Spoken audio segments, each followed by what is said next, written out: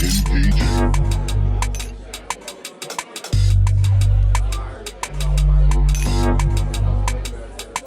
This is BarCode, a cocktail-powered podcast that dives deep into the personalities, criminals, and heroes that have come to define security across the globe. Please join our host, Chris Glanden, for another wild foray into the incredible world of humans and how they intertwine with today's modern technology. We hope you enjoy today's episode.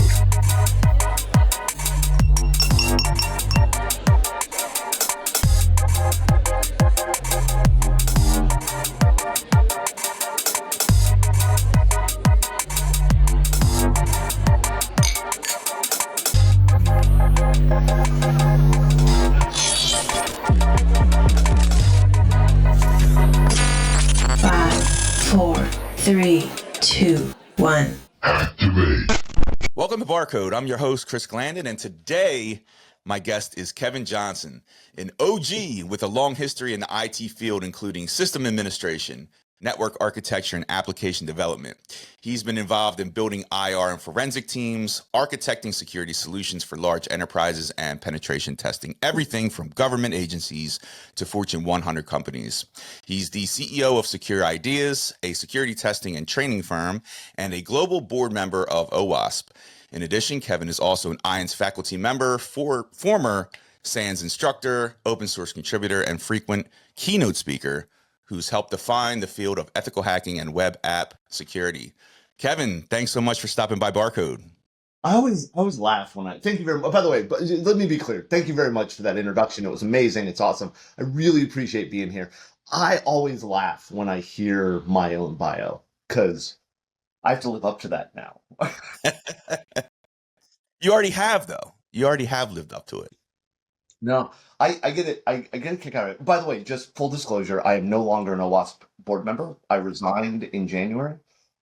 That's just one of those things. Like I resigned. And I love OWASP. This is not a bad thing. Well, never mind. All right. Well, no, thanks for verifying that. So, yeah, first off, I want to shout out to Jordan Bonagura, who officially connected us, and he works with you at Secure Ideas, correct? Yeah, he's one of our senior consultants. Jordan's oh man, I love Jordan. We hired him last year. He is just one, he's smart as anything, right? Like he knows stuff. Two, he's just nice. You know what I mean? Like he's just a good guy. He wrote me and he's like, "Hey, do you want me to interview?" I'm like, "Well, whatever." Yeah, I just saw he's going to be speaking at DEF CON's RTV this year.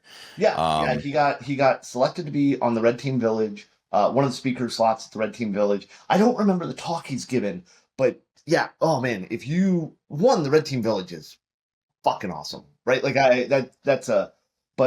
yeah, Jordan, I love his presentations. I'm biased, right? I pay him.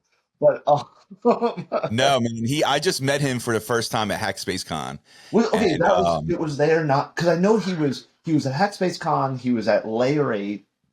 Oh yeah, he was on a tear. He was at HackSpaceCon, and I think was it Hack Miami. Oh yeah. So, I forgot he was in Hack Miami. Yeah, he is speaking at almost as many events as I do, and that's saying something because I go to way too many events. Yeah, so if you're at DEF CON RTV this year, stop by and see Jordan. He's a great dude. Yeah. But yeah, so I mentioned you've been in IT and security for over 3 decades, I think at this point. And in fact, I know you won't remember this, but it was probably back in the I'd say 2013, 2014 timeframe that you and James Jardine did a Black Hat training at Black Hat, and I believe it was on web app pen testing. I can't remember the name of the class, but I was in that class, and I think I've been following you ever since. I was new to security at that time, so yeah, I didn't really talk much then. You hated us. We were awful. Man, I do remember that class. It was the Samurai WTF class. Yes, if I remember correctly. Yes, dude, that's awesome. That is, yeah, man. Yeah, but I've been following you ever since. So that's where we first connected. So so that class, that it was a 2-day class. The original version of that class was created by Justin Searle. So when the Samurai WTF project was released, right, which was back when I was at InGuardians, that's how long that's been around, right? Justin came up with an idea of teaching this like 2-day class, right? And so he submitted it to Black Hat. It got accepted, and then it's like, oh my god, this is awesome! I'm going to teach it. This is Justin. Like, and Justin's a great guy. Like, I love Justin to death. And 2 days before the class was scheduled to go live, Justin got sick, and I don't remember what he had, but it was contagious. And like, it was one of those things like you can't fly, you cannot get in a plane, you can't go, like, you're sick, right? You're gonna get people sick. And so Justin's like, I don't know what to do. So I was working with him at InGuardians, and we were also co-project leads of Samurai WTF. And so he said, like, hey Kevin, can you get on a plane, go to Vegas, teach this class? I'm like, yes. So the problem was the class didn't exist. Oh. We had no slides that were ready to go. So what we did was, in the morning of day one of the class. Now, this wasn't when you took it. When you took it, it was years later. Right? This was the very first time the class was taught, which was probably 2008, 2009. Right? First day of class, I got up at like 5:30 a.m. Vegas time and picked up day one's slide deck from Justin, which, by the way, was, if I remember correctly, 12 slides for a day of training.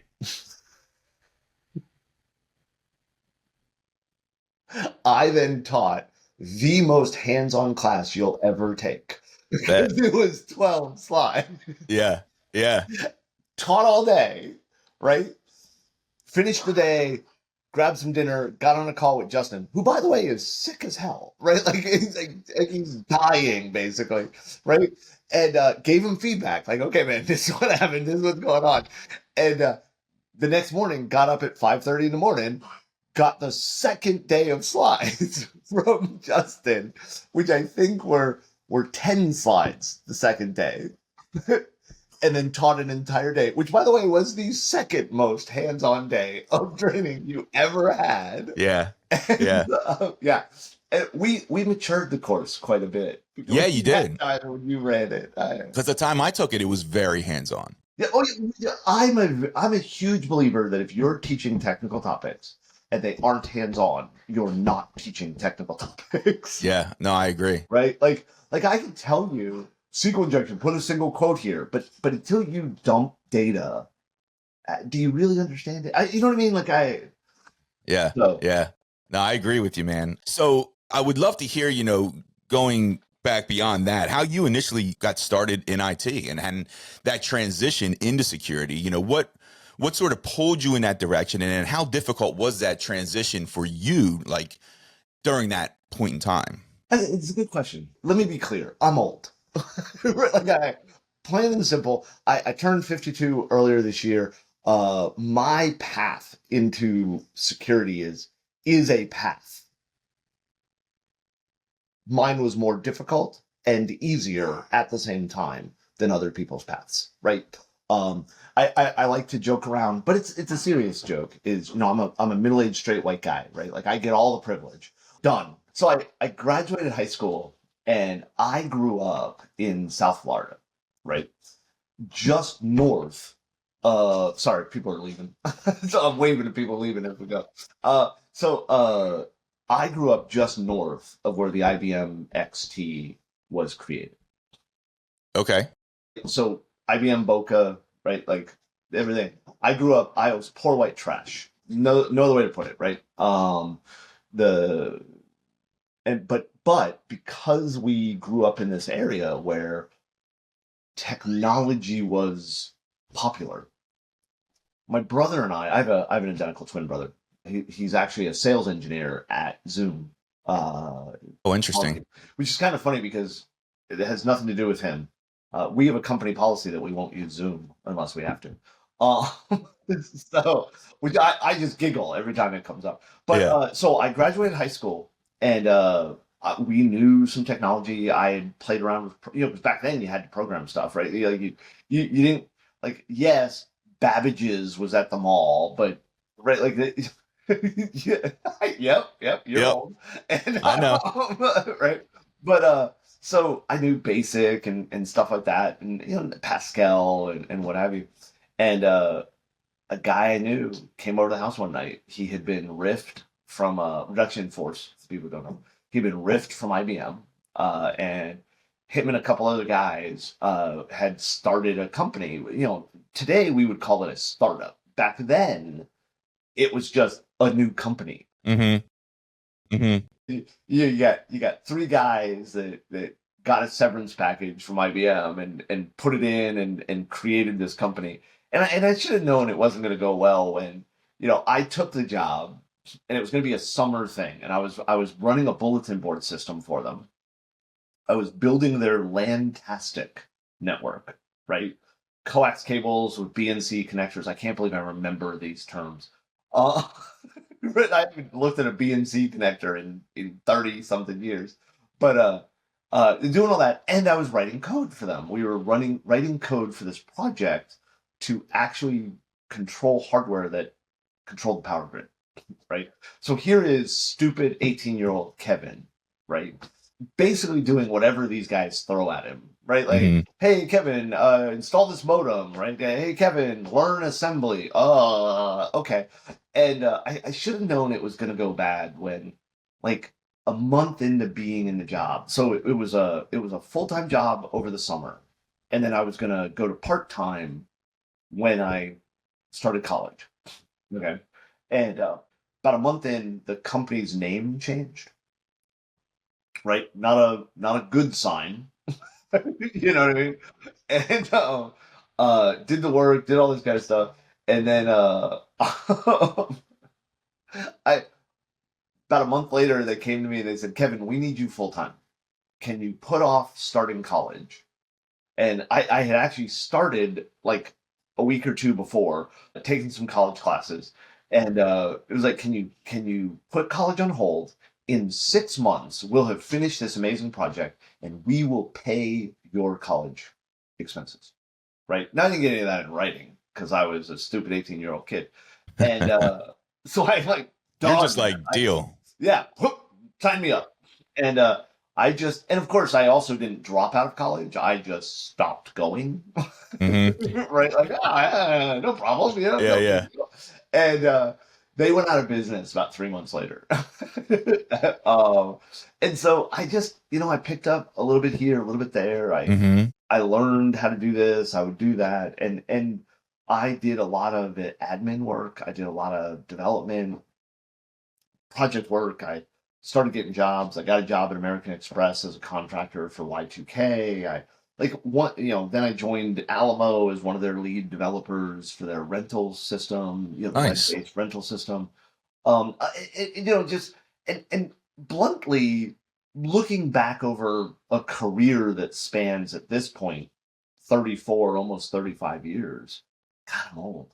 And I have been very lucky at being in a place where I could pick up the next thing. No, I'm not saying that I didn't work hard, or what I mean. I have a skill set that I'm pretty good at troubleshooting. I'm pretty good at being given a problem and figure out what's happening. What is not I'm not I like to argue I'm not that smart.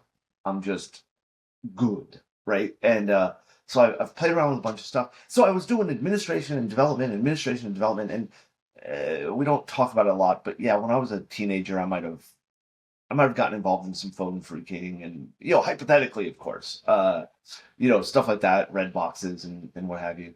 Um, and so security was always interesting. Mm-hmm. That makes sense. Yeah, yeah, yeah.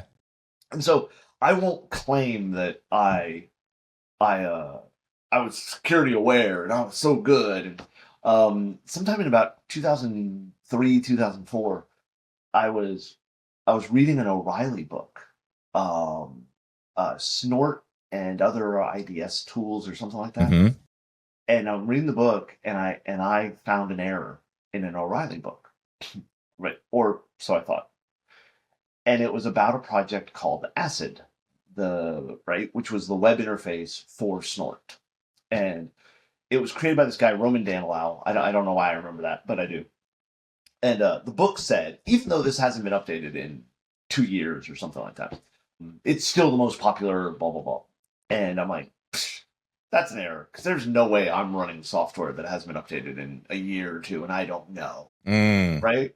So I found out I was wrong. I was running software that had not been updated in a year or two. And so I reached out to Roman and said, hey, man, you need help, right? It's an open source project. It's GPL. Like, what can I do? Like, you know what I mean? And he ignored me. And then I wrote him again, and he ignored me. And let me be blunt. I'm not saying like he actively ignored. For all I know, he never got the emails, right? Like, but tried a couple times, and then I even said, like, I don't need credit. Like, I don't care about people knowing I'm helping. Like, can we get some stuff fixed? And then I got pissy. And I'll admit that much of my career has been driven by pettiness. I was like, if you're not going to respond to me and you're not going to manage this tool, it's GPL'd. Fuck it. I'll fork the project. Right? Like, I was like, done. Whatever. And of course, at that point, I had done development. I had done this, but I wasn't working on open source projects. And let me tell you that my recommendation is, if you want to get involved in an open source project, the right way is not to fork a project and start working on it as if you know everything. You cocky son of a bitch. And but hey, it's the route I took. So I forked the project, and I guess there was a pent-up demand, because like almost immediately after, I wrote to the Snort mailing list and said, hey, here you go. I did this thing. And I called it Base.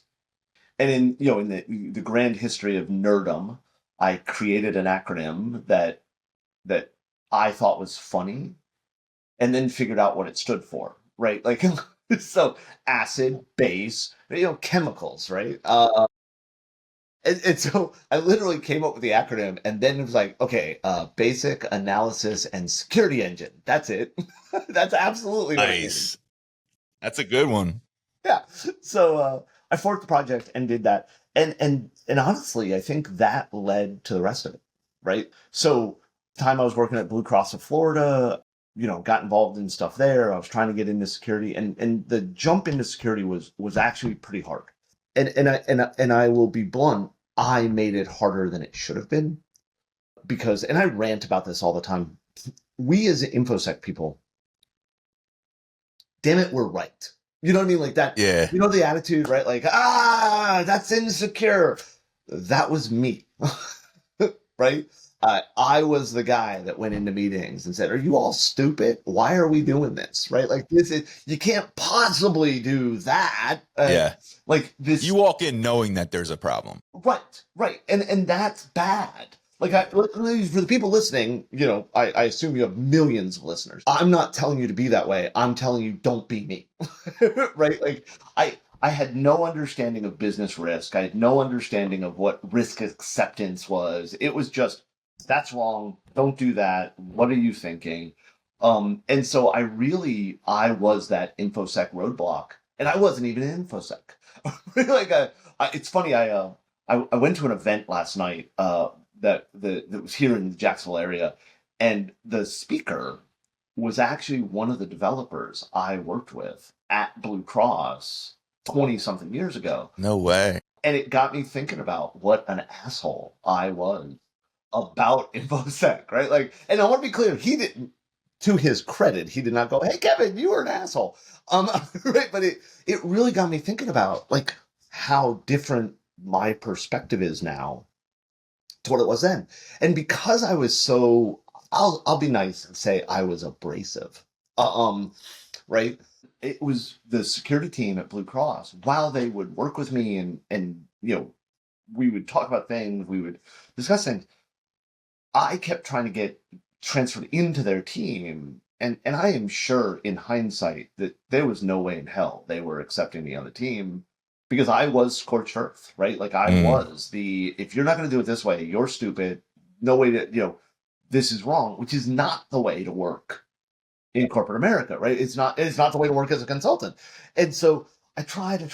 And during that time frame, I got to go and take a SANS course, and I got to take a SANS course from Mike Poor. Mike, love it. God, I love Mike. He then hired me at InGuardians, and it was funny. The course I took was packet analysis, and like day 3, day 4, the whole afternoon, they taught my software. Oh, nice. Right? You want to talk about odd, right? Like, whoa, this is incredible. And I went to dinner with Mike one night. He would take students to dinner, like, hey, let's go hang out. And I'm sitting there at the table. We went to Texas de Brazil, the Brazilian steakhouse in Orlando. And I love that place too. yeah, meat sweats, right? Yeah. And I got to sit next to Mike at the table. And he had asked me, he let me teach the base stuff. So instead of him teaching the materials, he said, Kevin, how about you present for a couple hours and tell us what you're working on, what you're doing and everything, which was like, right? And at dinner, Mike said to me, so what do you want to do when you grow up? Like when you become an adult, because, I'm still not, what do you want to be? And I said, I want to be you. I want to teach. I want to consult. I want to help people. I want to hack. I want to do incident response. I want to do forensic. I want to do it all. And he and I talked. He gave me some advice. The advice he gave me was there were 3 certifications that SANS offered that he said if you get those 3, you can write your ticket anywhere. I don't believe that's true. I don't think it was true then, and I don't think it's true now. But I went and got all 3 certs. Do you remember which ones those were? Oh, of course I do. It's the only 3 I ever got from SANS.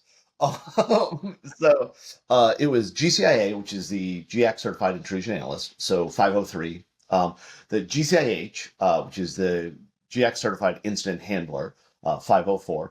And the GCFA, which is the GX Certified Forensic Analyst. And that was 508, right? So those weren't easy certs either. I'm sorry? Those weren't easy certs to get either, were they? I'm not just ask. I test really well. Do you? Okay. The 503 I was taking with Mike, and so I took that test. That one was paid for by Blue Cross, which was awesome, right? That was and then I self-paid for the 2 other certs, but I never took the courses. So I actually challenged both certs without the books or the materials, and passed with a high enough score that SANS asked me to teach, because that's how you got onboarded at SANS. If you passed with a 90 or above, I think it was, you would get an invitation to join the mentor program. I see. Right. And I did that, and then I, moved up the level. And when I left SANS, I was one of their senior instructors, and I had authored 5 courses, 2 6-day courses, and a number of smaller 1- and 2-day courses for them. That's incredible. And then, so at some point in that mess, Mike hired me. I became a consultant for Guardians. And as they say, the rest is history, right? I worked for Mike and team for 3.5, almost 4 years. And then I left there and started security. And then at some point in your career, you really got involved with ethical hacking and pen testing, right? Yeah, well, I mean, like, and let me be clear. I always laugh at the term ethical hacking. You know that all hackers are ethical, right? Yeah. Their ethics are just different than yours and mine. I like that. Yeah. Right? So there are certain phrases that we all use that I laugh at. The other one I always laugh at is, well, you couldn't make that up. You've seen that, right? Like, we couldn't make that up. You couldn't make that up. You know that's crap because fiction exists, right? Like, we make up things all the time. Yes. Yes. So yeah, I had been doing stuff with pen testing and hacking and whatever you want to call it for a while. When I was at Blue Cross, I was doing internal testing with them unofficially for the most part.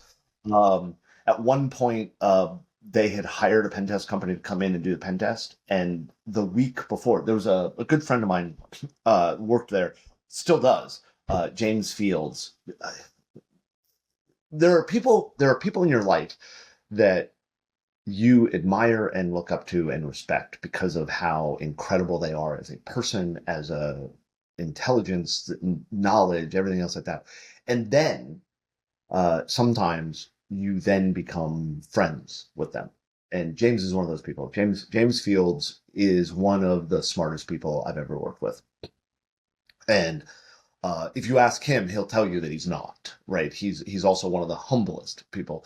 And he was one of those people, when I started Blue Cross, it was like, oh my God, he's incredible. I love him, right? And then we became friends and we hung out, we did stuff. And so he actually encouraged me to get into pen testing professionally. And so Blue Cross had hired a company to come and do a pen test. And one of the directors came to James and I, like a week or two before the pen test started and said, I want you guys to go poke at that stuff first. Like that way we can at least have an idea. And in hindsight, I don't think this is don't do this. Right? Like, don't do this. But it's what I did. Yeah. And so James and I literally spent a weekend hacking at stuff. Right? And that was my first official pen test. First official pen test. Right. That I was doing. And then when I joined in Guardians, I was doing forensics and incident response and pen testing, but the majority of what I did for them was pen testing. Okay. And that's what moved me into it officially. And then, nice. Obviously I was teaching the courses at SANS. I wrote the web pen testing courses for them. That kind of stuff. Yeah. Yeah. And then, I don't know, I love it. I love the puzzle of here's a system, go figure out what you can do. And harking back to the understanding of risk and whatever. And I want to be clear, I'm not saying I understand risk. I don't think any human really understands risk. We pretend to. That's why we're afraid of sharks, not cows. But best part to me is like looking at a system and actually understanding the difference between that's a flaw and that's a flaw the company should worry about. Right? Those are two different things. And being able to do that business justification, for the lack of a better phrase. So I love it. Yeah, and you've been in the industry so long, you've got to kind of see how the pen testing evolution has sort of occurred. And I know that you've spoken recently on the need to modernize the PTES, or the penetration testing execution standard. And we're working on it. I really need to get a release out, and we need help. We there's a small group of us that have been futzing around with it for about a year now, and the biggest problem I have is time. Right? Because the PTES, the penetration testing execution standard, hasn't been updated in a decade, and what I see is, back then when we worked on the original version, and there was a large number of people that were involved in doing stuff, but there, that the reason PTES exists, in my opinion, is that we were seeing a race to the bottom for pen testing. And, John, Dave, and everybody else were talking about pen test puppy mills, right? Like they would run Nessus, slap a logo on it, and call it a pen test. And because there weren't good standards to what was officially a pen test, right? And so PTES was released. And that's cool. But PTES grew to something it should not have been, right? Originally it was, here's a standard, a methodology, a thing. And then it became if you want to do a wireless pen test, here is the tool you use to do it, right? And that's not what it was supposed to be. And so that has made it so that now when we look at it, it's got stuff in it that bluntly you can't do. Right? And it also doesn't take into account modern tooling. Is it an AI pen testing? Can I take, we won't make fun of any certain product, but Horizon 3 and run it against an organization and call that a pen test? And in my opinion, the answer is no, right? Things like Horizon 3 and whatever can augment a pen tester, But to do a true pen test, there has to be a human element, right? In my opinion. And so what I want to do is, and I'm working with people, Brittany and Josh and John and Tim and everybody else. What we're doing is we're trying to update PTES to provide that guidance Mm. that is actually usable in 2025. Yeah. And so in my opinion, what we have to do is we are seeing a resurgence, probably the wrong word, at a race to the bottom. And a good example of this is late last year, the HIPAA was, an update to the HIPAA rules were sent out for comment. And I think March was the deadline for comment. And for the first time, HIPAA is now, if these rules are approved and they move forward, for the first time, HIPAA will require pen testing. Right? That's great. Awesome. Except in the rules, the description of a pen test estimates that you'll spend, I think it was 3 hours a year doing pen testing as a healthcare organization. Now, Chris, I don't know all of your jobs and background and skills and stuff like that, but I understand that you know how to do a pen test. Can you imagine doing a pen test of a medical system? I'm talking like an entire hospital in 3 hours. And that includes reporting. Yeah. Right? Yeah. No. Let me be blunt. Even if we accepted a pure automated pen test, right? Like if we accepted the fact that Nessus running across your network is a pen test, it's not, right? But let's pretend it is. It takes longer than 3 hours for Nessus to scan an entire hospital network. Yeah, that's true. That's right? true. Like, bluntly, it's not even possible to do an automated pen test using the pen test, right? Yeah. And that to me is a failure of InfoSec. And the reason it's our failure, and the reason it's our failure is that we have allowed the knowledge of what this entails to go back to being secret, right? I see way too many organizations, and this, I'm not pimping secure ideas, but obviously I run a pen test company, right? I see too many of my competitors hiding what they do. That's true. Hey, how do you, I had this, I was interviewed by a podcaster, God, late last year, middle of last year. And I think I really pissed in his Wheaties because we had not an argument, but an argument where I said, if you're a red teamer and you aren't publishing your tools and techniques, you're a dickhead. And that's probably not the way I phrased it, and at the very least, if you're not giving the exact way you exploited the systems to your customer, who, by the way, is paying you, yes, then you're not doing a good job for them. And his argument was, and I understand the thought process, is that building a bypass for some EDR system is really, really difficult. And if that gets out and people understand how you do it, you burn that technique. And I said, yeah, you're right, it does. Really? Yes. And he was like, whoa, but don't you understand how profit? I do. I understand how I've run a company, I'll pretend successfully, for 15 years, right? I've accidentally succeeded for 15 years, but if a customer pays me, and I said to the guy, like a customer paid you to bypass their EDR, and you do, and you get past, and you own this system, you do your little root dance, whatever, and then the customer says, okay, how do you fix it? And you go, I can't tell you because it's my secret. Right? Have you benefited that customer? And my answer is, and you may disagree, and that's cool, right? You may disagree, but my answer is no, you haven't. What you've done is you've peed in their fountain, danced around as if you're fucking special, and then you went home.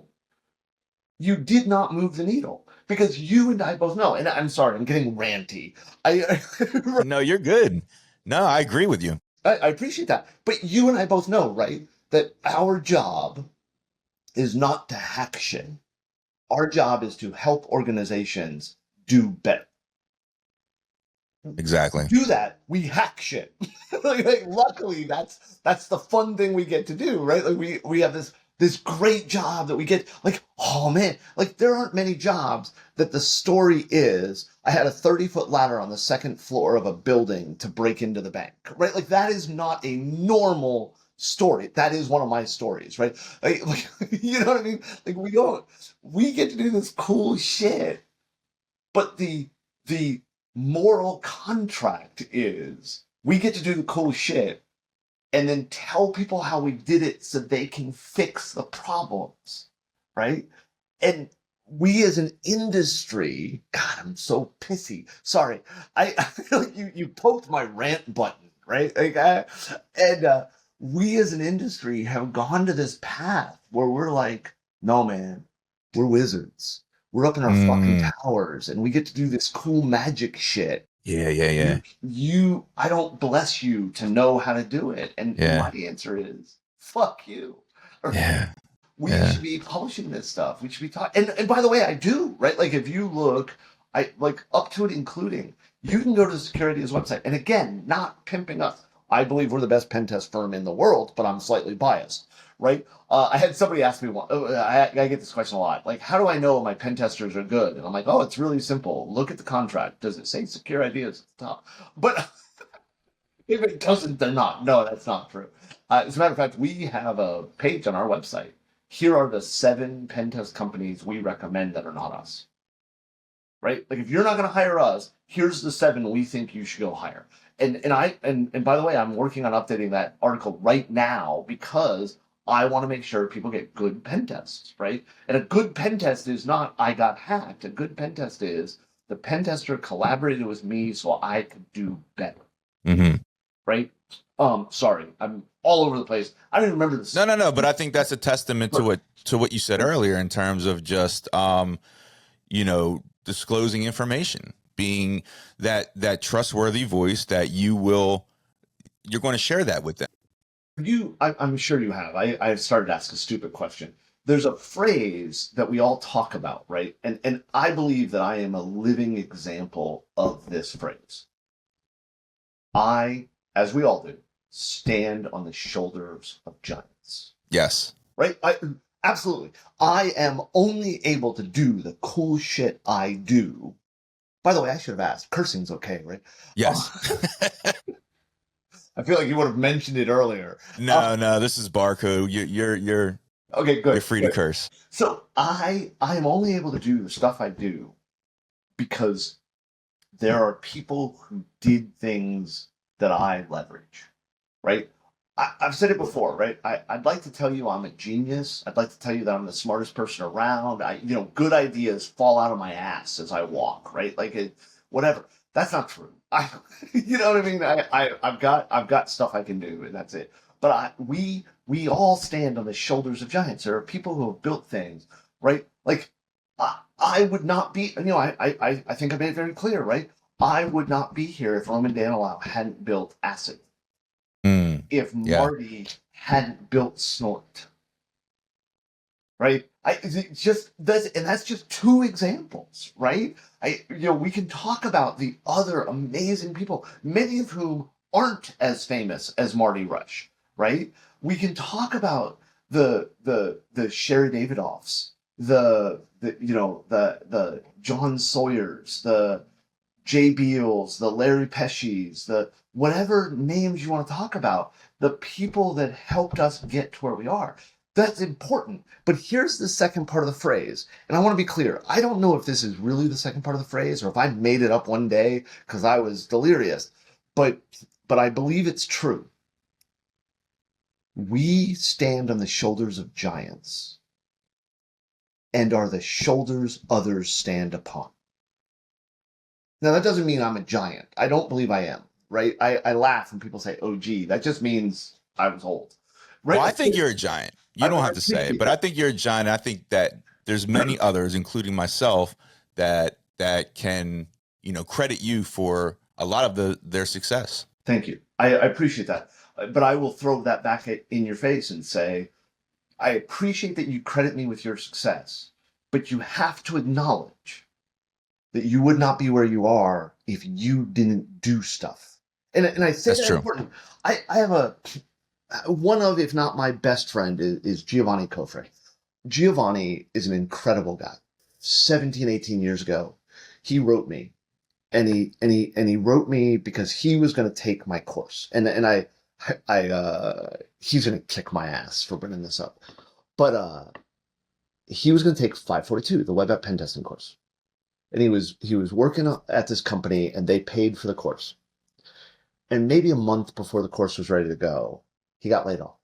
Company went through a reduction in force. He was one of the unfortunate people that got fired. He was laid off, and so that meant he was not able to go to the course because they had paid for it. No, I think that's a dickhead move. If you're a company and you've already paid for something, let them go, right? But they didn't. They revoked it. And he wrote me, and he said, Kevin, you don't know me, but I was going to attend your course in Orlando in a month, 2 weeks, or whatever it was. And now I can't. I got laid off. And I replied. Now, I want to be very clear. I got emails like that all the time. People are saying, hey, I can't take your course, or I'm not, whatever. I'd like to, I can't afford it, whatever. Now that SANS is fucking ridiculous price-wise, right? Like, which, by the way, is unethical. But I got tired of those emails. And I don't mean tired like, oh, no, people. I'd be drafting up the same thing over and over and over again. And so what I did was I literally had a Word doc in a folder. And when I got that email, I would open up the Word doc, I'd highlight it, I'd copy it, and I'd paste it. And it was a default answer. And I don't mean that like, I'm not trying to be an asshole, but I would get these emails all the time, and I would want to help people. I'd want to do all this stuff. But I was also working a full-time job. I had a family, I had little kids. Yeah. Right? And so You were replying, though. Yeah. I get that.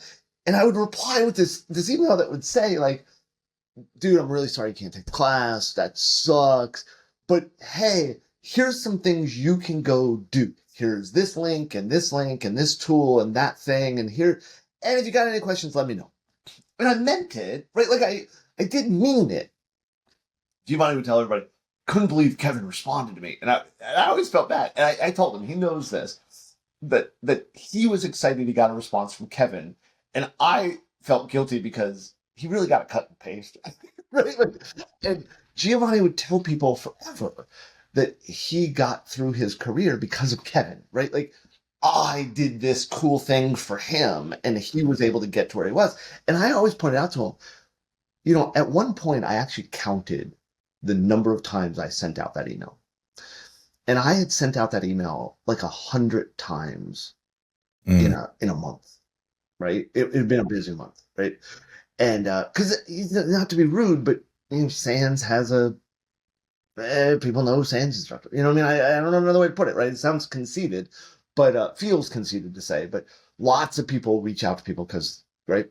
And Giovanni is one of the only people that I emailed that actually followed the guidance I gave him and did things.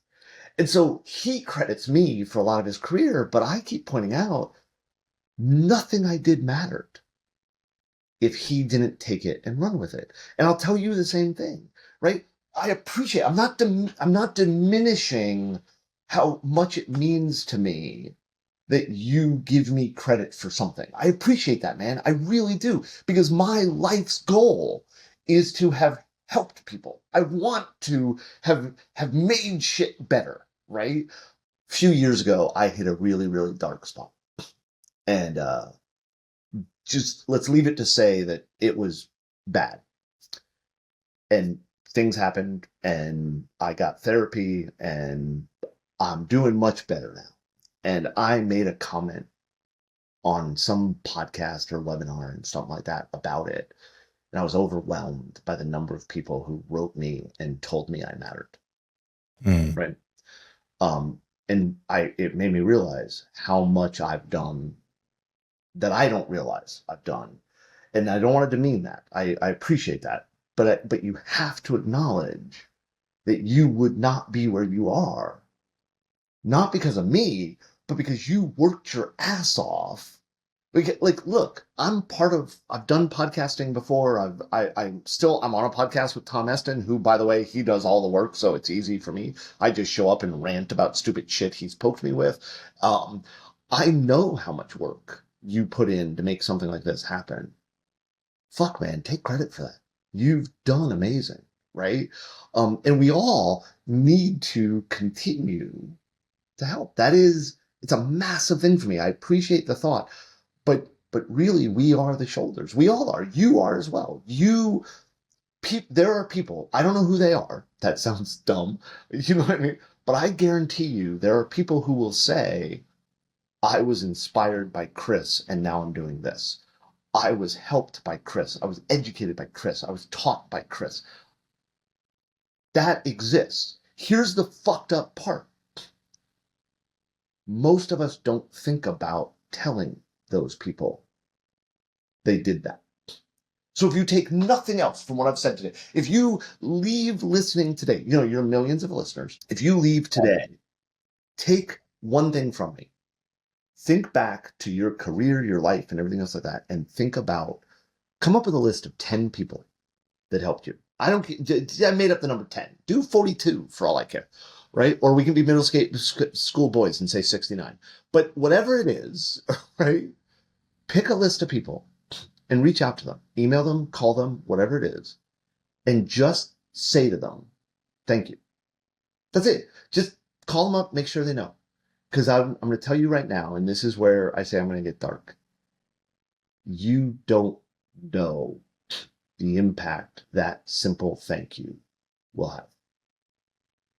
I am here today in part because somebody said thank you. You just leave it at that. Right? Yeah. Sorry, man. I just think it's really important we as an industry do better. We as an industry, but we as individuals have to acknowledge the fact that we all need each other. Right? And we need to stop being dickheads. No, I'm trying. No. I love that, man. I love that. And I'm glad you said that. I'm glad you said that. And you're right. You're 100% right.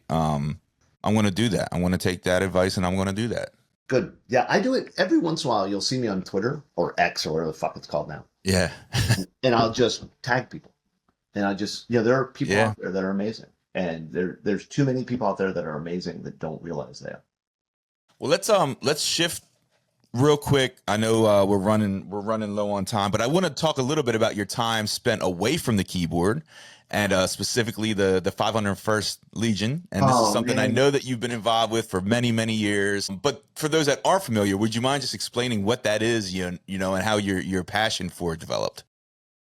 So if we're going to talk about the 501st, there we go. So the 501st, and let me be clear, the 501st is an amazing thing. I'm currently a retired member. I'm not active. I'm working on getting back to being active, hence the helmet I just showed. The 501st and the Rebel Legion is a charity group.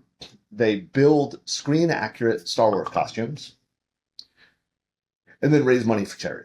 We visit kids in the hospital. We do things like, for example, I did a 5K to raise money for arthritis in a full Vader costume. I did a 5K in a full Imperial Guard, the red velvet robes, to raise money for breast cancer. And I do want to be clear. Please note that I did not say I ran a 5K. I said I did a 5K. It was a fat, sloggy, sweaty slog. In South Florida, too. North Florida, but yes, in Florida. Yeah, I'm in Jacksonville is where I am. I was born and raised in South Florida, but I moved up here in 2001. And so, yeah, look for your local Legion, your local garrison, squad, whatever. They're constantly looking for volunteers. You don't have to have a costume. They need people to help. Like when you get, like if I was at the work office, not my home office, you would see a full life-size Chewbacca behind me that I built. It took me 5 years. It's 26 pounds of hair extensions, latch hooked onto a mesh suit. I'm 7'5" when I'm in the costume. And you have a pic of that? I probably do, but the chance of me finding it real quick is it's No, almost. I was going to say send it to me. Yeah, I can. Are you and I connected on Facebook? Because I definitely post on Facebook. No, Yeah, I'll send you a connection. yeah. Now. LinkedIn, whatever, just like whatever it is. I'll send you a picture.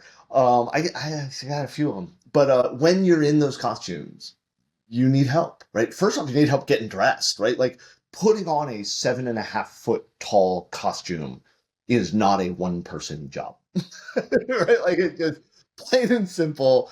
The fur gets everywhere. Mm-hmm.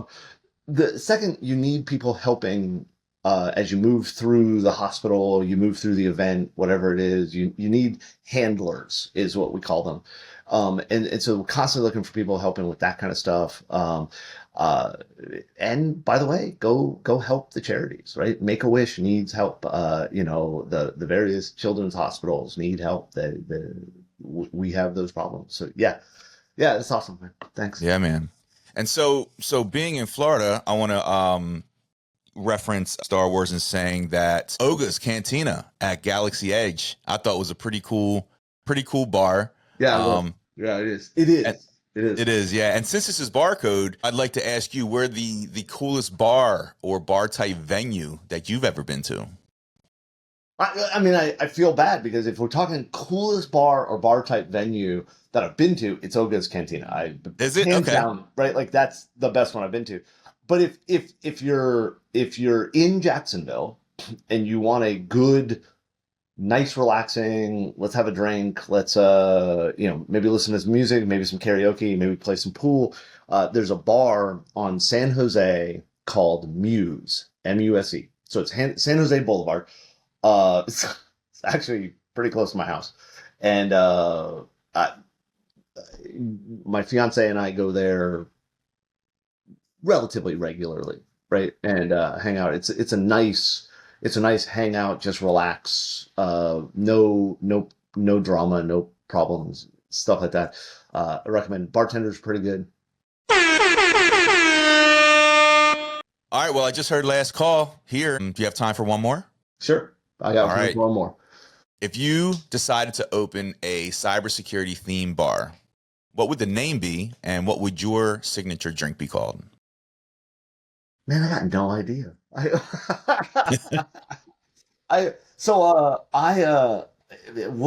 What would its theme be? I think the theme would have to be something hackers related. I'm talking the movie hackers related, right? And if we went down that route, I think the drink, we would have a non-alcoholic drink that was called the Pool on the Roof, right? Because it'd be a prank, right? Like, hey, right? There's no alcohol. Yeah. Right? I like I that. think that one would work. I'd go with it would be hackers themed. It would not be the signature drink, but it would be the non-alcoholic option. It would be called the Pool on the Roof. Love that. Yeah. So. Well, Kevin, thanks again, man. I really appreciate the time. Before you go, would you mind telling folks where they can find and connect with you online? Yeah, that'd be awesome. Obviously securideas.com has links out to a bunch of stuff. I'm pretty active on LinkedIn. It's just Kevin Johnson. I actually joined LinkedIn early enough that my profile is Kevin Johnson. And then I'm on Twitter and Blue Sky and whatever as Secure Ideas. Okay. Well, thanks again, man. You take care. Thanks, man. You too.